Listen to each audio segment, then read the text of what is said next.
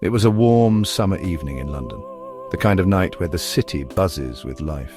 On June 3rd, 2017, people were out enjoying themselves. They were having dinner in Borough Market, famous for its food. Others were walking across London Bridge, taking in the iconic views of the capital. No one could have known that in a matter of moments, this ordinary Saturday would turn into unimaginable horror. It's a stark reminder of how quickly life can change, how a place of joy and community can become the backdrop for tragedy, leaving a city and its people forever marked. The evening was filled with the usual sounds of a bustling city. The traffic hummed along the bridge, but then a white van mounted the pavement on London Bridge.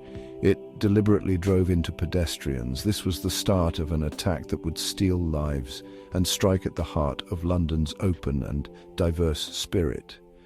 The initial confusion quickly turned to terror. As people realized this was no accident, the normalcy of the night was shattered in an instant. This attack was one of several that struck the UK that year, leaving the nation feeling vulnerable and on edge. What makes the London Bridge incident so chilling is how it targeted everyday people. The violence didn't stop on the bridge.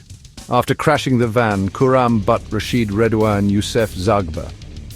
They were armed, not with sophisticated weapons, but with large pink ceramic knives. Their intent was terrifyingly clear as they ran from the bridge into the maze of pubs and restaurants in Borough Market. They began to indiscriminately stab people, turning a lively market into a scene of terror. Patrons, staff, trying to make sense of the horrific violence erupting around them. It was a brutal and personal assault. The entire attack unfolded with terrifying speed. From the moment the van hit the first pedestrian to the moment the attackers were stopped, only 8 minutes passed. 8 minutes. It's an incredibly short span of time. Yet within it, so much devastation was wrought. 48 people were injured, some with life-changing wounds. Xavier Thomas, Christine Archibald, Sarah Zelenak, James McMullen, Sebastian Belanger, Alexander Pijard, Kirsty Bowden, Ignacio Echeverria Miralles, the Imperial sons, daughters, partners, friends. Their futures stolen in a senseless act of hate. Amid the chaos, incredible acts of bravery shone through. Kirsty Bowden, a nurse, ran towards the danger to help others. Ignacio Echeverria, famously known as the skateboard hero, used his skateboard to fight off an attacker, protecting others before he was killed. At the same time, the police response was incredibly swift. Armed officers were on the scene within minutes, confronting the attackers. They had to make split-second decisions in a high-pressure, dangerous situation to prevent further loss of life.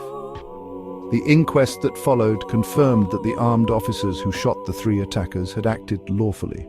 The speed and professionalism of the police and emergency services that night undoubtedly saved countless lives. Their courage, alongside the bravery of civilians, stands as a powerful testament to the human instinct to protect one another.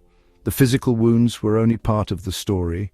For the survivors, the witnesses, the wider community, the attack left deep and lasting psychological scars. Its impact has been felt for years. Many people struggled with the aftermath, living with the memories of what they saw and endured. Southwark Council, recognizing the immense need, initiated a public mental health response to support those affected. This was about more than immediate crisis care. It was a long-term commitment to helping a community heal from a shared trauma. They carried the weight of what they witnessed, the difficult decisions they had to make, and the people they couldn't save. Their stories highlight the hidden cost of such events on the very people we rely on to help us. In the immediate aftermath, Borough Market, the epicenter of the knife attack, fell silent. Its stalls were closed, the usual hustle and bustle replaced by a somber quiet. But this closure was never going to be permanent. Londoners are resilient. On June 14, 2017, just 11 days after the attack, the market reopened. The reopening was a powerful act of defiance. The ringing of the market bell signaled hope and normality. The city's response was defined by unity. London Bridge stood strong, a symbol of the city's resolve. Vigils were held, messages of love and support poured in. People of all backgrounds came together to mourn and stand in solidarity. Instead, bonds within the community were strengthened. The attackers' goal to divide had failed. Moving forward meant learning, adapting, and never surrendering our values, supporting survivors on the long road to recovery. To go there today is to see a place teeming with life. While scars may remain, they do not define the future. Life in all its noisy forms continues. Life in all its beautiful forms continues. Choosing hope over fear. That is the enduring legacy of London's response to that terrible night. In our darkest moments, human connection is our greatest asset, supporting one another, standing together against hate,